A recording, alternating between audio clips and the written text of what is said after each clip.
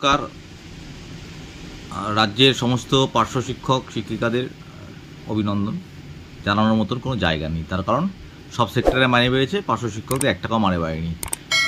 যেটা নিয়ে আজকে একটু ভিডিওটা করছি সেটা হচ্ছে, ইতিমধ্যে বিভিন্ন রাজ্যের বিভিন্ন প্রান্তে পার্শ্ব শিক্ষকদের ভোটের ডিউটি আসছে, যেখানে ইলেকশন কমিশন বলছে যে কোনো কন্ট্রাকচুয়াল কর্মীদের ভোটের ডিউটি দেওয়া যাবে না। এবং ইলেকশনের যে গাইডলাইন আছে, আমি এটা বার করে দেখলাম গুগলে, সেখানেও কিন্তু লেখা আছে কন্ট্রাকচুয়াল ও অঙ্গনওয়াড়ি কর্মীদের ভোটের কাজে দেওয়া যাবে না। সেক্ষেত্রে দাঁড়িয়ে আমরা তো কন্ট্রাকচুয়াল কর্মী, অন্তত কাগজপত্রে তাই লেখা আছে যে 5 লাখ টাকার যে অর্ডারটা আছে গ্র্যাচুইটি বাবদ, যে লামসাম অ্যামাউন্ট, সেখানে কন্ট্রাকচুয়াল কর্মী হিসাবে আমাদের দেখানো আছে। অথচ যখন কন্ট্রাকচুয়াল গ্রুপ সি গ্রুপ ডিদের মাইনে বৃদ্ধির অর্ডার ঘোষণা হয়, সেখানে কিন্তু তখন কন্ট্রাকচুয়াল কর্মী হিসাবে যে অভিজ্ঞতার ভিত্তি তাদের যে মাইনে দেওয়া হয়, সেটা আমাদের ক্ষেত্রে দেওয়া হয় না। তাহলে কখন আমরা কন্ট্রাকচুয়াল কর্মী, কখন আমরা আবার ভোটের সময় স্থায়ী কর্মী? তা এটার কোনো উত্তর আরটিআইকে যখন করেছিলাম, সমগ্র শিক্ষা দপ্তর দিতে পারেনি।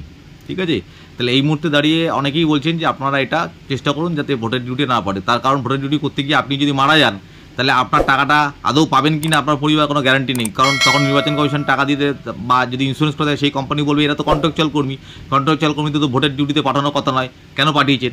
তখন সেই দায় ঠেলাঠেলি, যেরকম মাইনের ক্ষেত্রে অবস্থা, কেন্দ্র বলছে রাজ্য জানে, রাজ্য বলছে কেন্দ্র জানে, আপনি মরলেও কিন্তু তখন আপনার পরিবারকে সেই দায় ঠেলাঠেলির পর্যায়ে পড়তে হবে।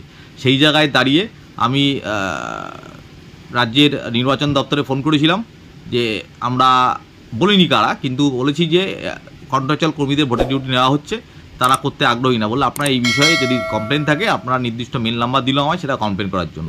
এবার আপনারা বলুন যে কমপ্লেনটা করবো কিনা, বা ফার্দার এই বিষয়ে এগোবো কিনা। কারণ আমাদের তো সব বিষয়েই সমস্যা, এগুলোও সমস্যা, পিছলেও সমস্যা। ঘরে বসে ফেসবুক হোয়াটসঅ্যাপে অনেক কথা বলেন, যারা কাজ করে তারা গালাগালি খায়।